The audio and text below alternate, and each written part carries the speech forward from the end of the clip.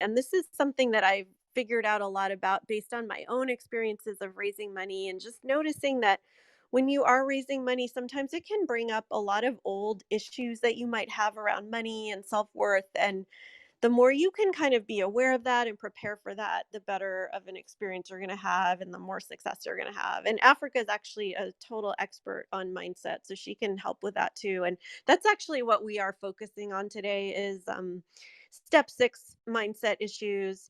But we're always happy to answer any questions about fundraising. So let's get Prithvi up on stage. I don't know if I unmuted and asking your question. How are you doing? Yeah, good, good. I'm by the way, first I now want to introduce myself.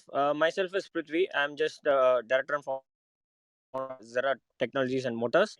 So what does my company usually does is we build drones and automation robotics, and we have our own softwares like WhatsApps and email. We have our own softwares like this. But my question is we have never done one. We have not yet done a fundraising yet, but we are just planning to get. But I'm not sure how to get a fundraising because we have a for example we have our more projects up heading we are just working on the hydrogen cars like these kind of stuffs. But I'm very hard to get a fundraising about in these issues. But Mike, is there any idea to how to do the crowdfunding stuff like this kind of thing? Any idea about how to do this one? Yeah, so crowdfunding is something that is becoming easier and easier. Where are you based? What country are you in, and where are your Australia. potential investors located? Um, mm, uh, Australia. yeah, So yeah. oh, go ahead. No, I just live in Australia, but I just try to get a crowdfunding Australia. and everything. Okay, But so I just have to give a big disclaimer and go ahead. yeah, no, no, just go ahead. Yep. Okay. Sorry about that. There must be a delay. But so I am an expert on US rules and laws and options because this is such a regulated area. I think every country in the world has a lot of regulations on how people are allowed to raise money from investors. And the reason for that is there is a long history of people having, investing in things where they didn't really have the full information and losing all their money. And, we in 19 in the 1930s we had a depression that was in part caused by the lack of regulation of selling of securities. So every country has regulations, and the only one I know really almost anything about is the United States. So I can only speak to the United States, but we do have a law in the United States that went into effect in 2016 that makes it possible for US based companies to raise money from investors in the US and potentially outside of the US as well, using crowdfunding.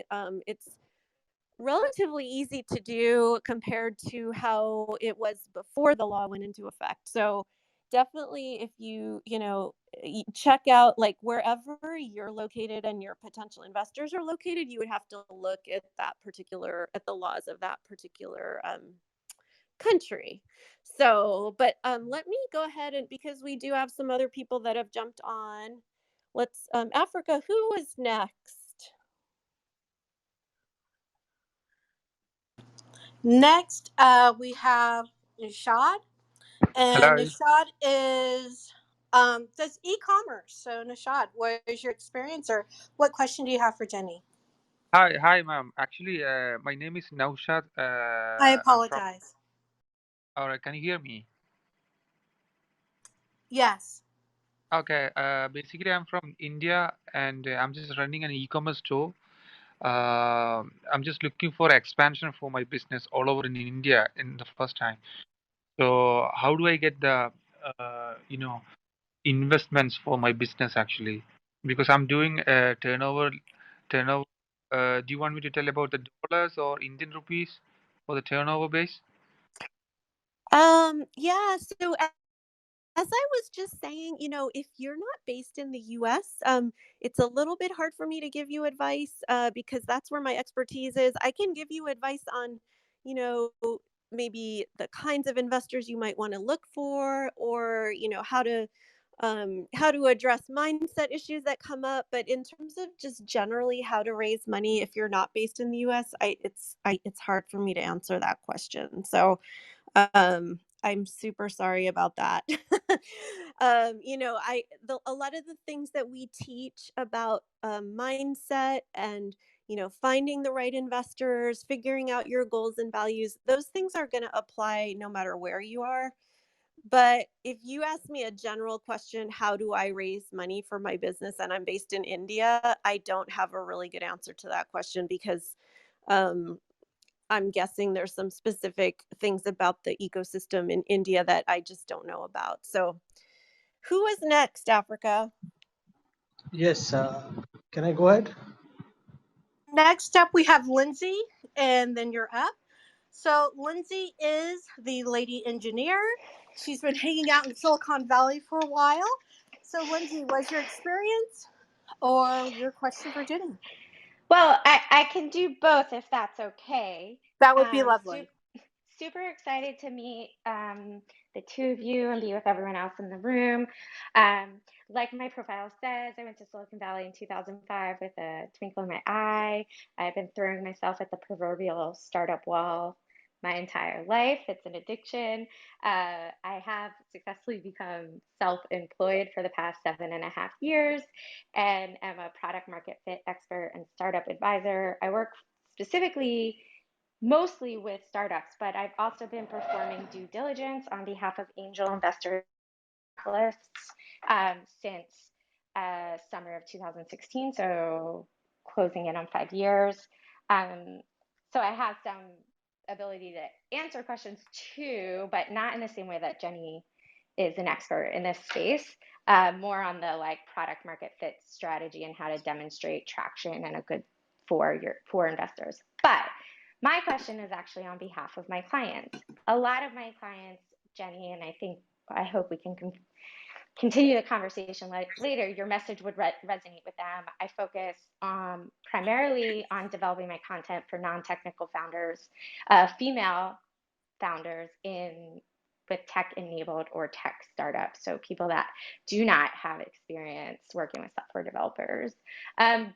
Many of them do jump into the traditional Silicon Valley, quote unquote, VC fundraising model, but many of them also come to me when I ask, do they want to fundraise? They say, not really, but I want, not really, but it might have to happen. And so one question that's been coming up in my community semi-frequently has been about grants.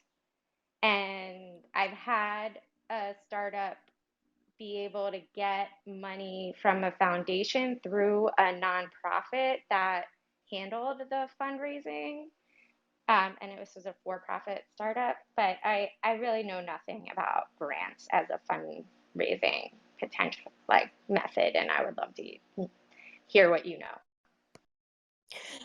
Sure. Yeah. I'm super excited that you're on. I think your experience is really, really interesting. And so first of all, I do want to say before I get into grants, because that is something I can say some things about, because I actually I had a lot of years in the nonprofit world and currently have some clients who are nonprofit. So I definitely have had but one foot in those two worlds of nonprofit, for profit.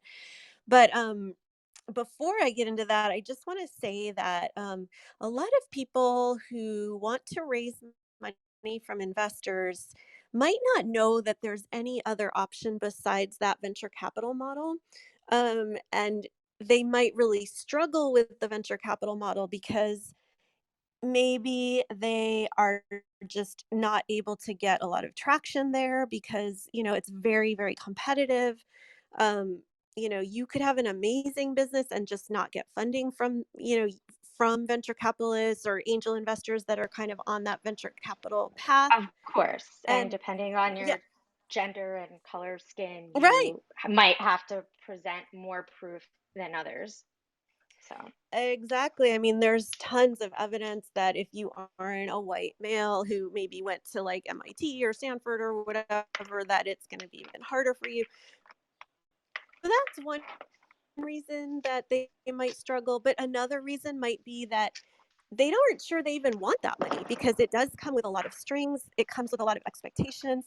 So one yes. thing I just want to say is that you can raise money from investors on a different model without that pressure to grow really fast and have an exit. So that's what these calls are really all about. So that I just want to say, because sometimes when people start asking about grants, it's not necessarily that they want grants. It's just that they are so not having success or not wanting the VC money. And they're like, I don't know what else to do. So maybe I should get a grant.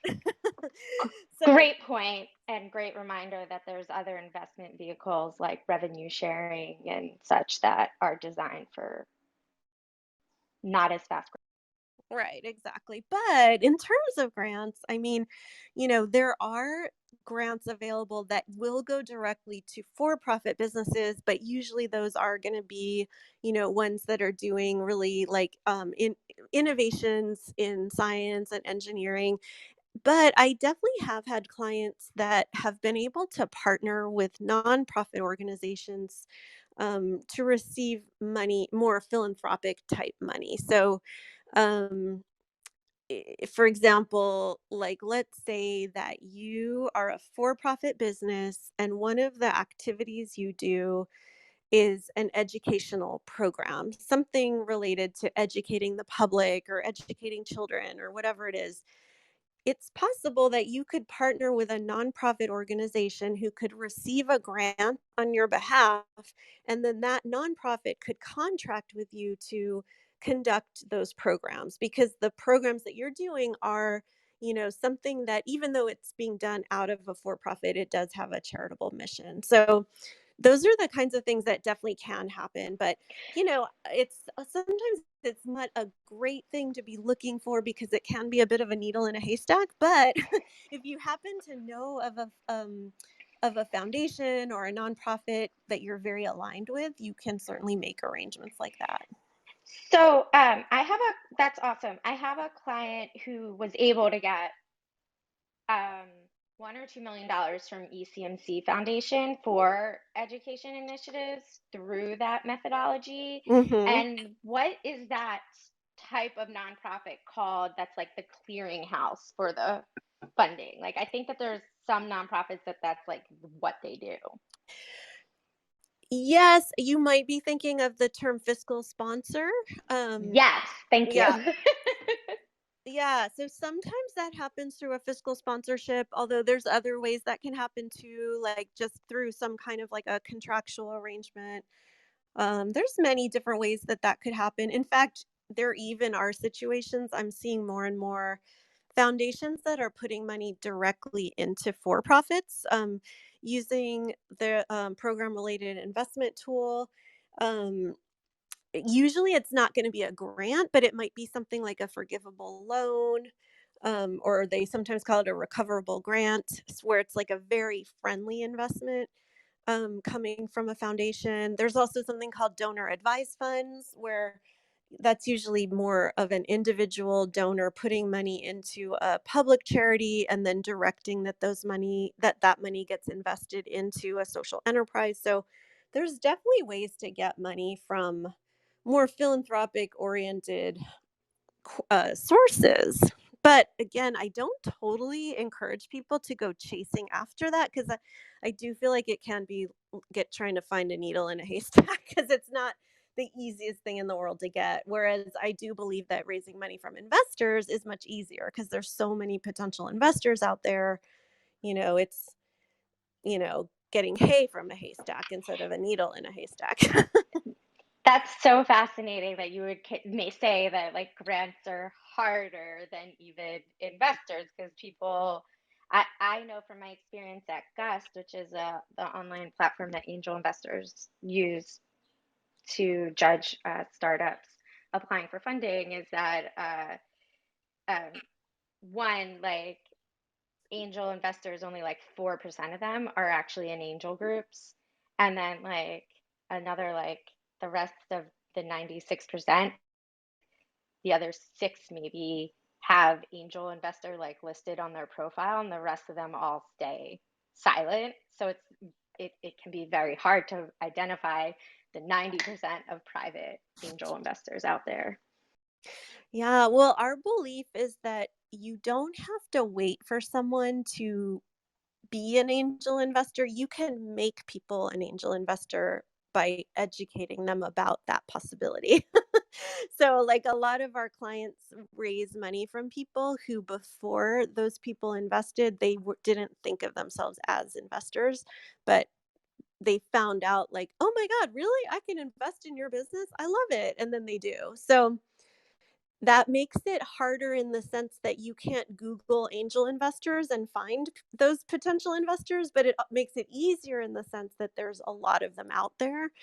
And it's just a matter of broadening who you're reaching out to as potential investors and not limiting yourself to people who self-identify as investors. Because as you say, that is a tiny percentage of the people who actually could be investing in your company.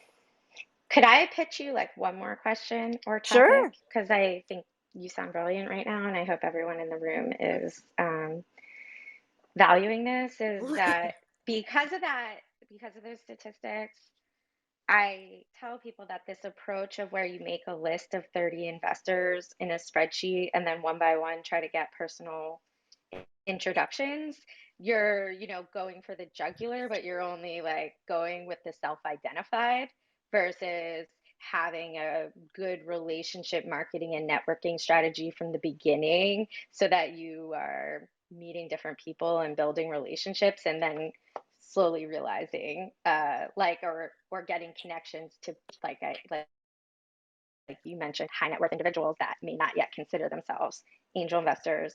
So I wonder what you think about the popular quote unquote Silicon Valley advice to start with a spreadsheet of 30 identifiable angel investors. Yeah, I mean, it just depends on how you want to raise money. And I always tell people decide as early on as possible what path you want to go down. Do you want to get on that venture capital path? Is that the right fit for you? Make sure you know all the pros and cons of going down that path. If you do want to go down that path, then yes, that's probably the best way to start. But as we know, 99.9% of businesses that really isn't a good fit for. So if you look at the venture capital path and decide it's not a good fit for you, that you should raise money in a different way from people that aren't going to be pushing you to grow, do a huge giant company within the next 5 to 7 years and then sell, then if you are one of the 99.9% of businesses that that's not a good fit for, then you shouldn't do it that way. Because if you are doing it that way, you're reaching out to people that aren't a good fit and you're totally wasting your time. So it's just my advice is the very first thing when you're raising money is first pick one or the other. Do I want to go down the venture capital path or do I not? Because they're two very different paths and you're going to be doing very different things depending on which one you choose. How do you show people in a very, delicate way that their startup is not a startup angel investors or venture capitalists would invest in? Yeah. I mean, I think we need to take the stigma off companies that choose not to or are not a good fit for fundraising from VC style investors, because right now in some circles, like in Silicon Valley, for example, people kind of look down on those companies like, oh, that's a mom and pop, or oh, that's a lifestyle business. Like they're somehow not as good. And the thing is, like most businesses don't go down that path. Only 6% of the companies on the Inc. 500 raised money from VC. So you can be a huge, giant, successful, profitable company and not go down that path. There's nothing to be ashamed of if you don't want to go down that path or if it's not a good fit for you. So it shouldn't be anything hurt. Hey, I don't think this is a good fit for you. There's nothing embarrassing about Yeah. that. It's like, hey, you're one of the 99.9% of businesses for whom this is not a good fit. Why don't you try something different? Why waste your time with something that's not a good fit?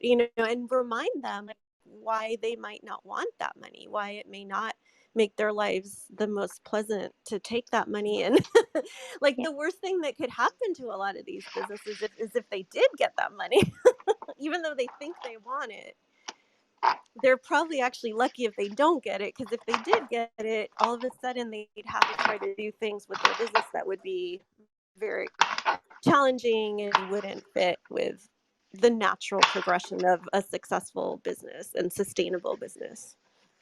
100%. I absolutely agree with you. When I left Silicon Valley at the end of 2009, I felt like the Bay Area was just as vapid as Los Angeles, with a different, like, it seemed pink, different lipstick. Because of that reason, it was a lot of showboating of like, I know this person, I know that person, and like, I'm gonna fundraise. And if anyone in the audience is looking for an alternative voice in general about startups without fundraising, there's a podcast called Startups for the Rest of Us. And also the Basecamp guys, I think, are a great example of a successful tech startup company that is adamantly against the standard venture capital model. So Yes. Yeah, and I actually live in Silicon Valley myself, and I'm in the belly of the beast, but I totally avoid it. Like I'm here, but and guess what? Probably the majority of people that live here like don't know anything about it. Like if you are in that world, you think it's everything. You think like this is what the Silicon Valley is all about. But guess what? There's like massive numbers of people that know nothing about it and are very nice people. I also just like hear founders being heartbroken to hear some of the XYZ competitor just got funding, and my founder is farther along, has more traction, has a better product. And like, so fundraising can also be a false positive because you're well connected and get funding, not because you have a good business.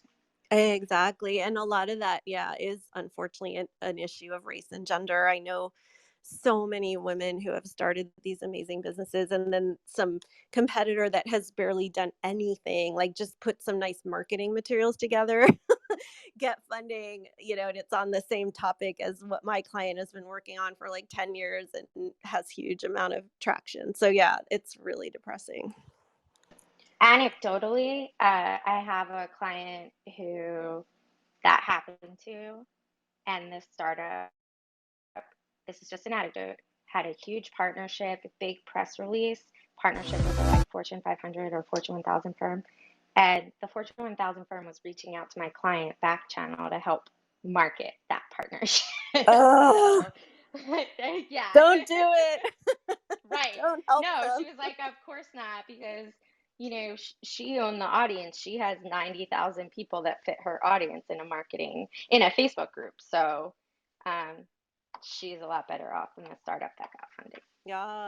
I'll stop here and let you take Okay, back well, your room. thank you so much for joining. I think that was incredibly enlightening, and yeah, I hope we can continue to talk and share notes. So yeah, thank you, Lindsay. So Africa, who's next? Next up, we have Jeffrey. He is an entrepreneur and future F1 aerodynamicist. Jeffrey, what's been your experience, or what questions do you have for Jenny?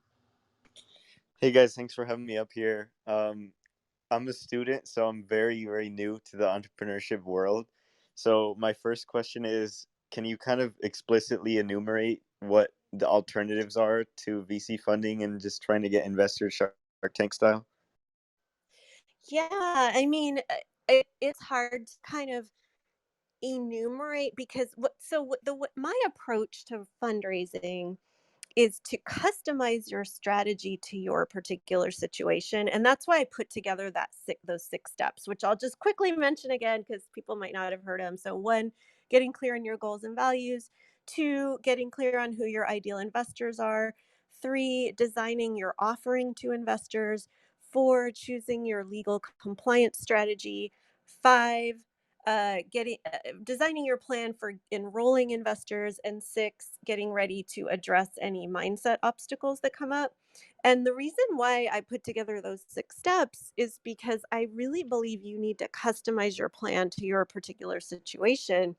And within any of those 6 things, you might choose something different. So, a different from the VC model. So, the VC model is basically it's a cookie cutter approach where all the term sheets are already written pretty much. Like if you just go to the National Venture Capital Association website, the term sheet is already there. It's there's no customization. I mean, there might be a little bit, but the model is the same for everyone if you're on that path. And that includes going to angel investors, because usually angel investors are expecting you to head down that path, the active angel investors that are part of angel groups. So if you don't want to go down that path because you say to yourself, you know what, I don't like that path because number one, I probably am going to have to give up control of my company, and very likely I'll get fired from my own company by my board of it pretty quickly, because that happens a lot. And number two, I don't want to have to grow my company super fast with the goal of getting acquired. There's other things I want to do with my company besides that. Number three, I'm super mission driven or values driven, and I don't want to have investors that are pushing me to just make as much money as possible at any cost. Number four, maybe I don't want to make super rich people even richer.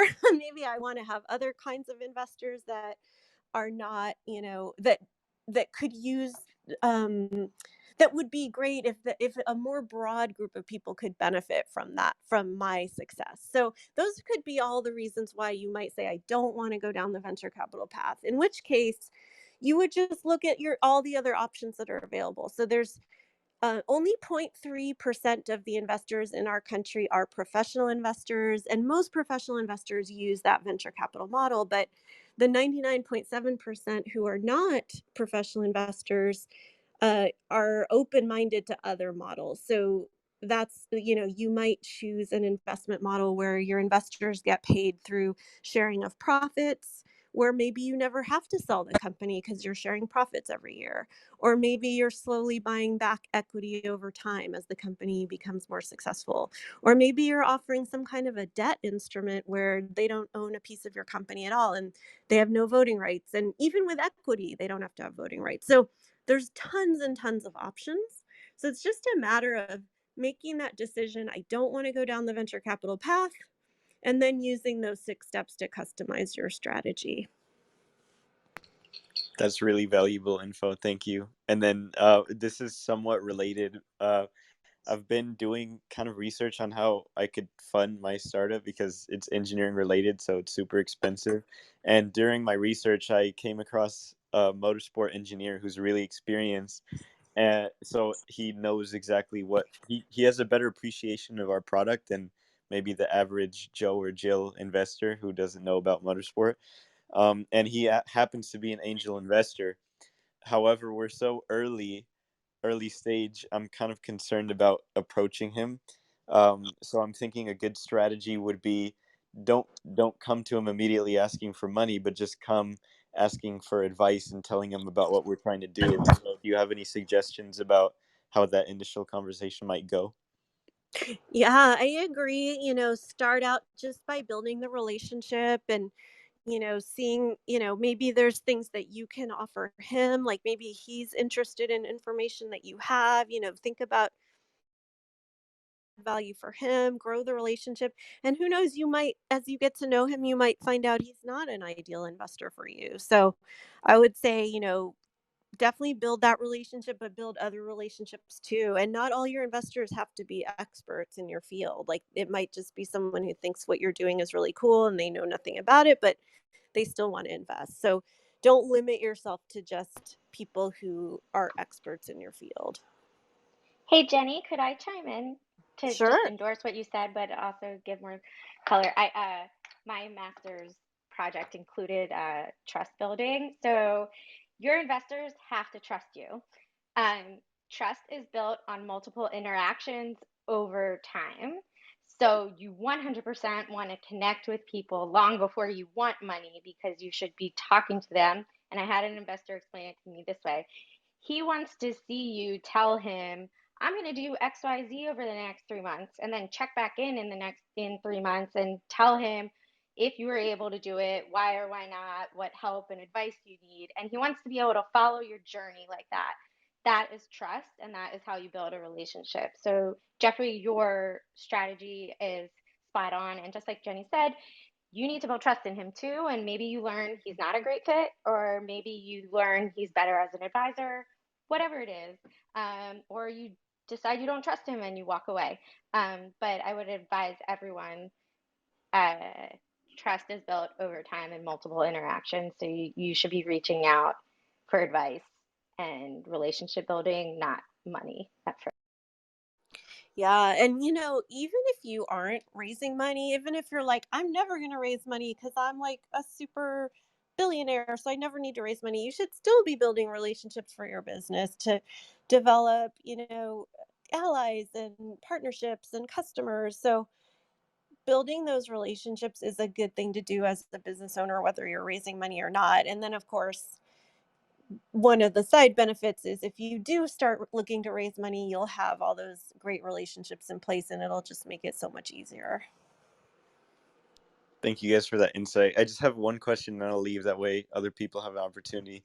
But what do you think is the ideal balance of explaining my startup thoroughly enough for him to have an appreciation of what we're doing, without maybe giving him enough to, because I don't know, I'm still paranoid because one of my mentors said I'm too paranoid about people stealing my idea, and that's because I undervalue the importance of execution. But I still can't help but think to myself that because he's already shown to have investment experience and engineering experience, he's ideally positioned to steal my idea should he decide to. So what do you guys think is the balance of explaining to him so he could have an appreciation of it without giving away enough secret sauce for him to steal it? Gosh, that's a tough one. Lindsay, do you have an idea about that? Yeah, I always say, an investor told me once, it's not like I have an army of software developers waiting on call to steal the next best idea, you know?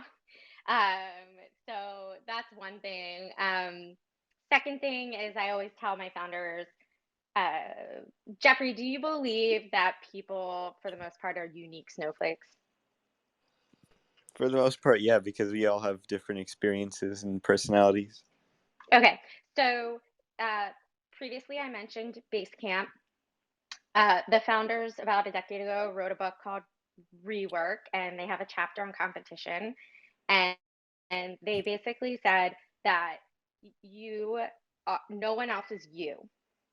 So if you put you into your product, which you should be, because early on people buy you, a little bit of your product and your bigger vision.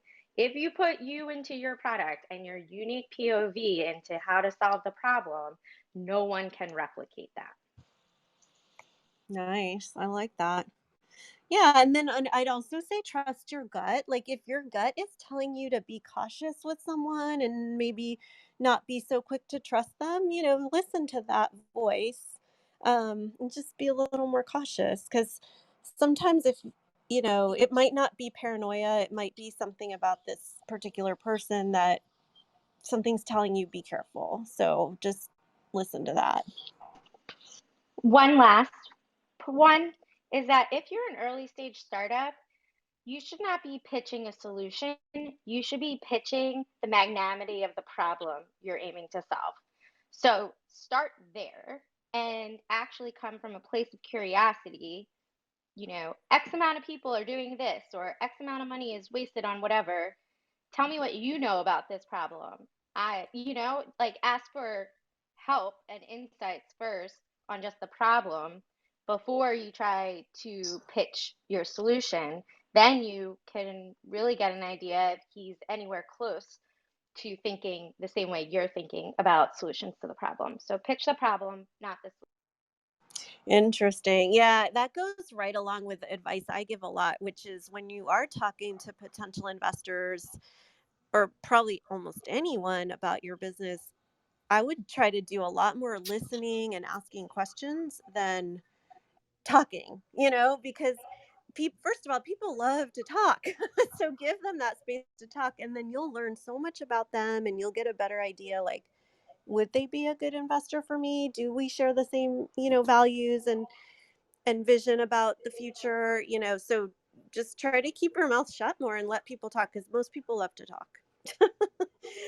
So I want to make sure we have time for everyone. And I also just want to mention before I forget that we do have some resources. If you go to my Instagram page, we have some links there where like you can download 2 free chapters of my book.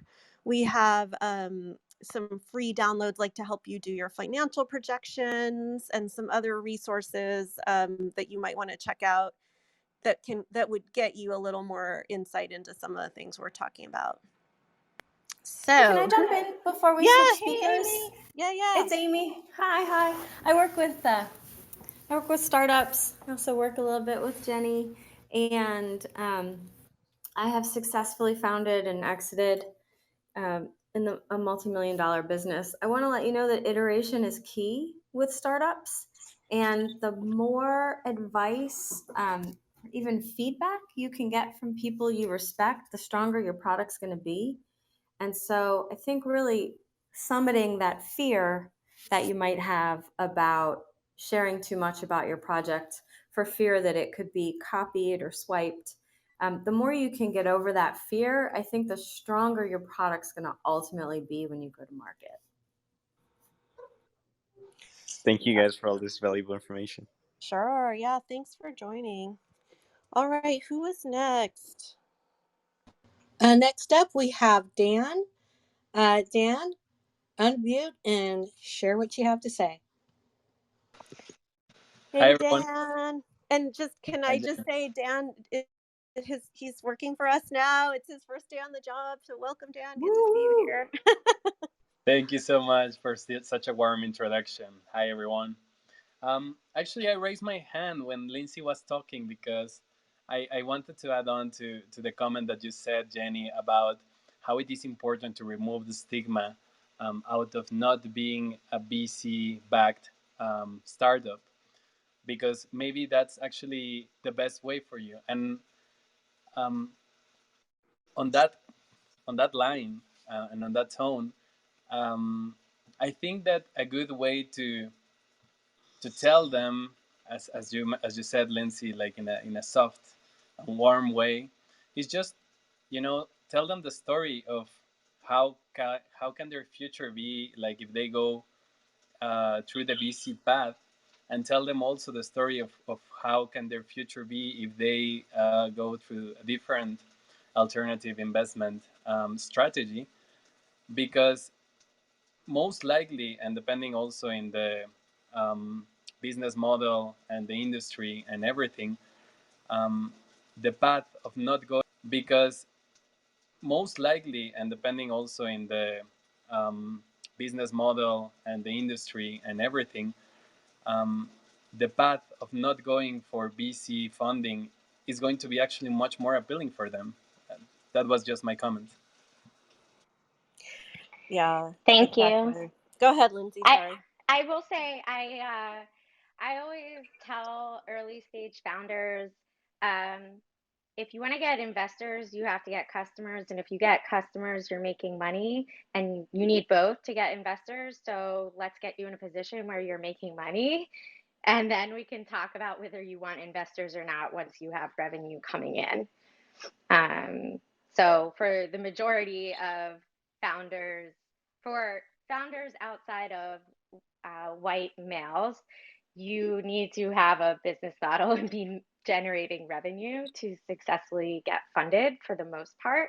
And if you go after customers first, then it puts you in a position to say, well, I'm making money. Do I want investors or not? Yeah, I will say though that I definitely hear when people are going down that VC path and they're looking for those early angel investors to get them started. We do often hear the comment like, "Oh, come back when you have more customers, or come back when you have more traction." And often they'll keep moving the goalpost. Like you'll do the thing they tell you to do, and you'll go back, and then they'll say, oh, well, now do this.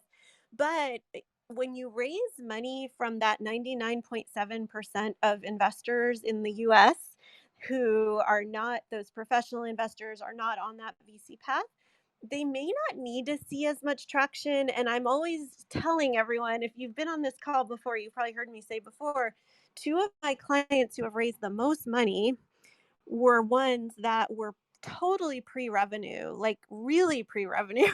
Like one of them was a grocery store that didn't even have a location yet, or even like really a team, definitely no revenue.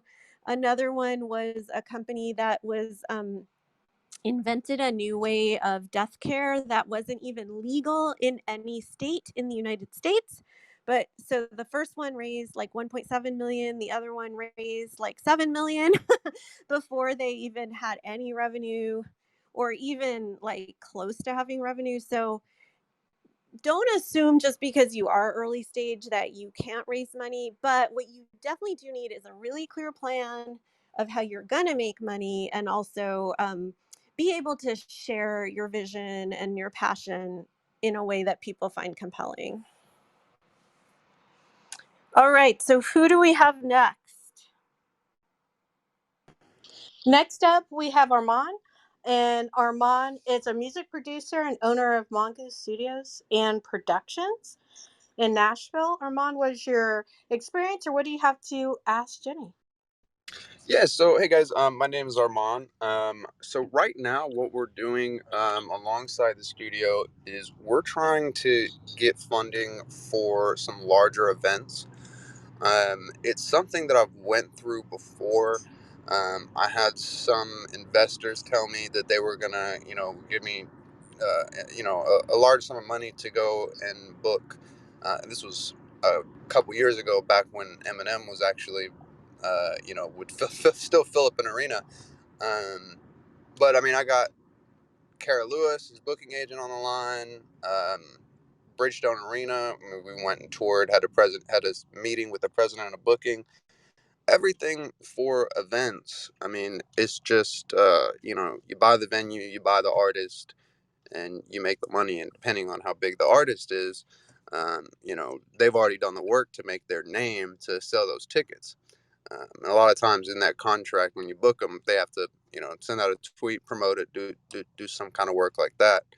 But right now, what we're doing, because we don't want to go through that, VC type path, is we're starting a fund, and that fund is gonna total the amount of the budget, and whoever puts into that fund, whatever percent they put into that fund, is whatever percent that they can pull out of the profits. And I was just wondering if you guys have ever heard of anybody doing anything like this. I mean, I know it's sort of like crowdsourcing, but I know there might be some different like legal stuff that I might have to jump through with this. I'm just not really sure. So yeah, that's my question. Thanks so much. Yeah, great creativity. So yeah, you definitely have to be aware of securities law if you are in the US and doing something like that. So anytime you offer anything that can look like an investment of any kind, chances are it is going to be covered by securities law. I don't know if people have been following, like with NFTs, the non-fungible tokens, people have been selling those, and they're not realizing that those probably are securities. So, Amy, did you want to say something? I do. Believe it or not, I was a concert promoter in my previous life. So I have 1,000 questions for Armand about his business model on this. If you want to DM me, Armand, feel free to track me down. You should have a link in my bio. And Definitely. yeah. Okay. Huh. Yeah. So, I mean, I love it when people come up with these creative ideas, but what you're talking about does sound like something that would probably fall under securities law. And that doesn't mean you can't do it. It just means that you do need a lawyer who's knowledgeable about securities law to just make sure you're doing the compliance you need to do. There's different options depending on how you want to go about finding people to purchase these. But yeah, just be careful because you don't want to get that knock on the door from either the federal or state regulators. Absolutely. Yeah. No knocks on the door. All right. Who do we have next? Next up, and I hope I pronounce your name correctly, is Nitesh. And Nitesh is the founder of Grub Talk, which is a video review and social platform for restaurants. So, tell us, Nitesh, sorry, tell us your experience or what questions you have for Jenny. Sure. Thanks for all the insights I've been hearing. It's very informative. So what we are trying to do now is, we have launched our product and now we are getting some good traction. And we are because we don't have too many connections, we are trying to see if we can go crowdfunding. And then we have kind of narrowed down on WeFunder. I don't know if you heard about it, but uh, I just want to know if you have any other recommendations on crowdfunding. There are so many options like Start Engine, WeFunder, or Republic. So do you Yeah, want to provide any insights on that? for sure. Yeah, I've been super involved in crowdfunding. I co-founded the nonprofit that sent the letter to the petition to the U.S. Securities and Exchange Commission that led to the passage of the Jobs Act, which ultimately led to the ability for us to do investment crowdfunding. So I've been involved in it from the very beginning. In fact, I was even doing crowdfunding under the previous legal regime where you had to do state by state compliance. So yes, I'm very, very knowledgeable and involved with investment crowdfunding in the U.S. And yes, we have all these platforms available. I think there's maybe like 50 platforms. They have to go through a process where they get licensed by the Securities and Exchange Commission and also become a member of FINRA, which is like a private regulatory organization. And some of them actually have been kicked out because they haven't been in compliance. But there's so many options of which crowdfunding platform you can use. And what I would say is that I wouldn't necessarily try to like think that by choosing the right platform that's going to make sure that you're going to get funded. The platform can only do so much to help you find investors. I really, really believe, and I don't have proof of this, but just based on my experience, I believe that generally 90% of your investment is going to come from your own outreach efforts, especially in the beginning. Like if you get a lot of people to invest in the beginning and you start getting some buzz, then maybe more people will come and see because the platforms generally use algorithms on promoting you. So if you get a lot of traction from your community, then maybe some people that you don't know will come in through the platform. So to me, it's not so much, I wouldn't worry about choosing a platform with the expectation that like, oh, if we choose the right platform, we're going to get all these investors. I would first build my community of potential investors and then choose the platform that just fits best with with the features that you're looking for. Like for example, WeFunder does charge a percentage fee to the people who invest on the platform, whereas other platforms don't. So do you want your investors to have to pay a fee? Maybe, maybe not. And every platform's different in terms of how much they charge, what services they provide. So I would just pick the one that fits the best in terms of what you're looking for in terms of services and also just the image of it. Like I happen to be a co-founder of one called Crowdfund Main Street, which is very much focused on mission-driven businesses. So if you're a mission-driven business, you may want to check out Crowdfund Main Street. The other ones, maybe like Start Engine, I think is more tech focused. So that's my advice on choosing a crowdfunding platform. But there's so much to do beyond just choosing the platform. You also have to choose what you're offering and, draft up the actual offering documents. Make sure those are customized to your particular situation.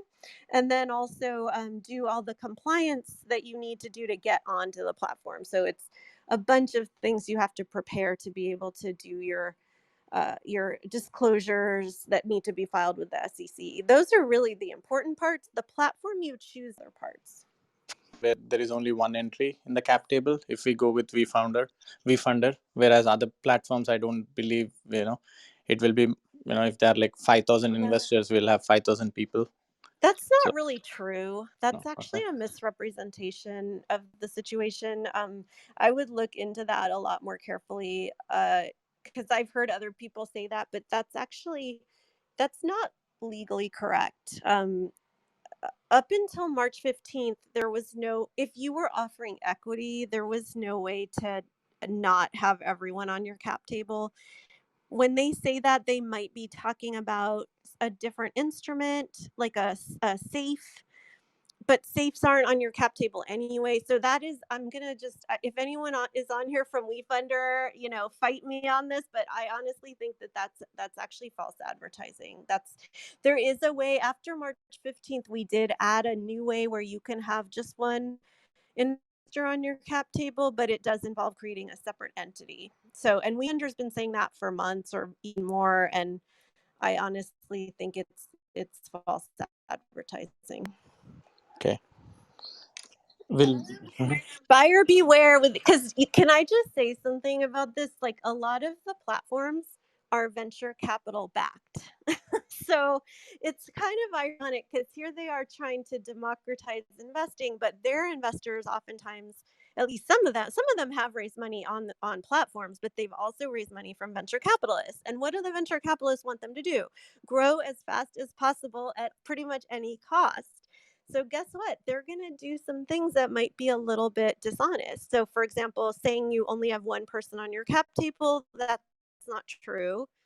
Also, they don't disclose that they take a percentage out of what the investor invests. I've had people ask WeFunder, oh, if I raise money on your platform, what fees do you charge? And they only tell you about the fees they charge to the company. They don't tell you about the fees they charge to the issuer. So be careful. These companies are trying to make as much money as possible to make their investors happy. So just try to ask a lot of questions before you go with any company. Sure. Thank you so much. I Appreciate would your love insights. to reiterate something Jenny said, maybe phrased differently, is that crowdfunding is a massive marketing campaign. So if you have not yet run a marketing campaign for user acquisition, just like Jenny said, like, don't expect that the platform is going to bring you the audience. You have to know how to do marketing in order to build like suspense and anticipation and then trigger people to action. And so if you haven't yet practiced for user acquisition for your actual product, make sure you do that first before actually trying to launch a crowdfunding campaign.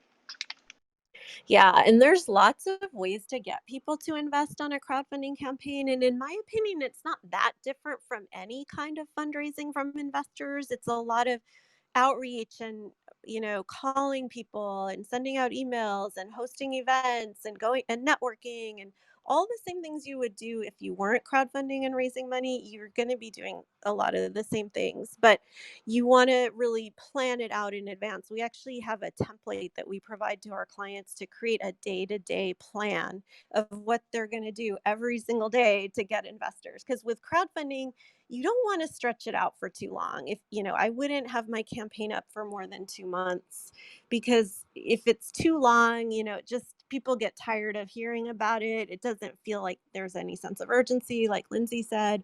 So once you launch it, you want to really hit the ground running and have stuff that you're doing every single day to get investors, and think about that in advance so that when you do start, you already have your plan. So at the seed stage, other than crowdfunding and VC funding, what are the other options? Are there any other options though, or? Yeah, I mean, again, like I mentioned the 6 steps. So you have to choose what you want to do within each of those 6 steps. So Right. crowdfunding is just a compliance strategy. It's a step 4 question. How am I going to do the legal compliance? It's totally separate from the question of who your ideal investors are. It's totally separate, which is a step 2 question. It's totally separate from the question of what exactly are the investors getting. That's a step 3 question. So crowdfunding and VC are two different things. Crowdfunding is a step 4 question, which is compliance, and VC is a step 2 question, which is who are my ideal investors. And it's also a step 3 question because there is a standard set of terms. So you want to just go through those 6 steps. So I recommend buying my book, Raise Capital on Your Own Terms, How to Fund Your Business Without Selling Your Soul, and just go through the process of customizing and strategizing your plan. And by the way, we do have a membership program where we go through those 6-step clear plan for raising money. And if you go to my Instagram page, you'll see one of the links there does take you to that. It's called the Capital on Your Terms community. And if you follow Dan can also help you learn more about that program.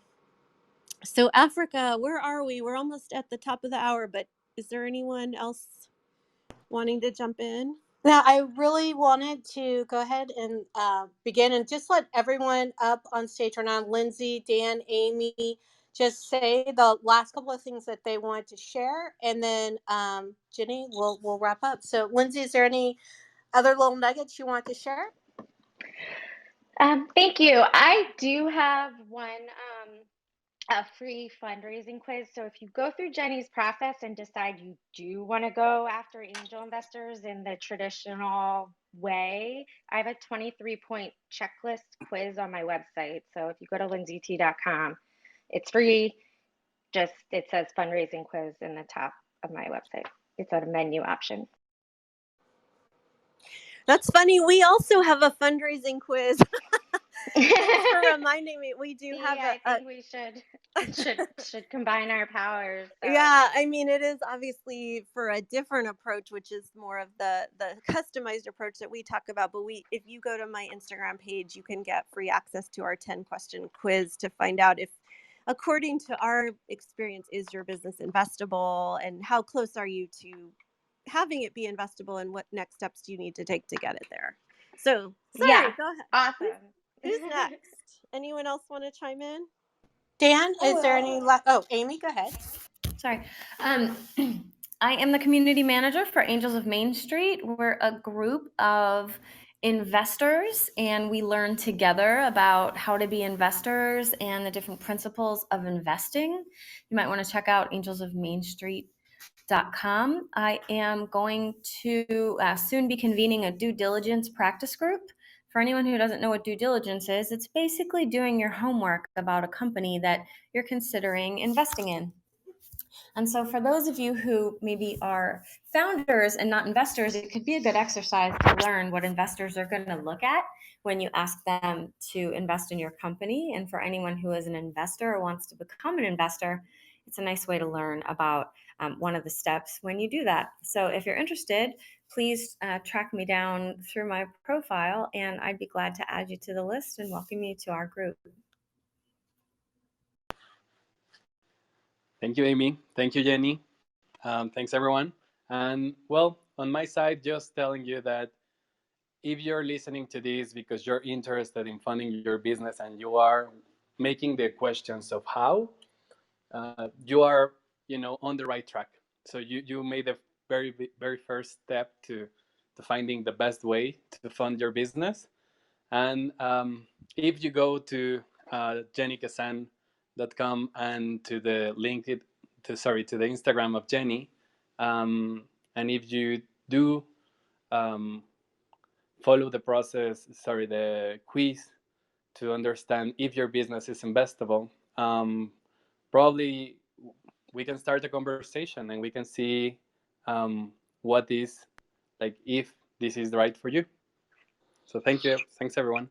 Yes, thank you, Dan. And yeah, Amy, thank you for sharing about Angels of Main Street. We did start that group to kind of cultivate the investor side of the equation. And it's the only angel group in the country, as far as I know, that does not limit membership by wealth or income. It's really open to anyone. In fact, some of our entrepreneur clients are members because we do believe that when you're raising money for your business, if you can be an investor and step into the shoes of someone on the other side of the equation, it just is going to make you all the more effective as a fundraiser. So definitely Dan and Amy in Africa all work for Jenny Casson Consulting and our various related projects and companies, and they're all amazing. So definitely follow them.